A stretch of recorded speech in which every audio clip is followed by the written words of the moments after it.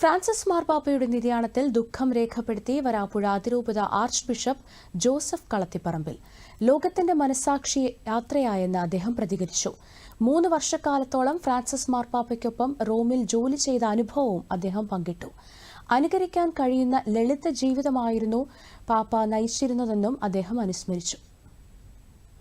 അദ്ദേഹം ഒരു ജനപ്രിയ പാപ്പയായിരുന്നു. അദ്ദേഹത്തിന്റെ ദേഹവിയോഗം നമുക്കെല്ലാവർക്കും ഒരു തീരാ ദുഃഖമാണ്. അദ്ദേഹം കഴിഞ്ഞ 13 വർഷങ്ങൾ കത്തോലിക്ക സഭയുടെ പരമാധ്യക്ഷനായി സേവനം ചെയ്തു. അതും ലാളിത്യത്തിന്റെ വ്യക്തമായ അടയാളമായിട്ട് എല്ലാറ്റിലും ലാളിത്യമുണ്ടായിരുന്നു. ഇന്ന് അദ്ദേഹം നമ്മുടെ ഇടയിൽ നിന്നും കടന്നുപോയിരിക്കുന്നു.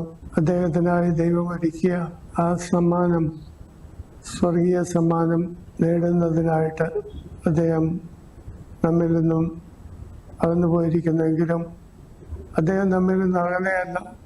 ഞാൻ ദൃഢമായി വിശ്വസിക്കുന്നു. നമ്മോടുകൂടെ ഉണ്ട്. നമുക്ക് വേണ്ടി സ്വർഗത്തിലിരുന്ന് മാധ്യസ്ഥം വഹിക്കുന്നുണ്ട്.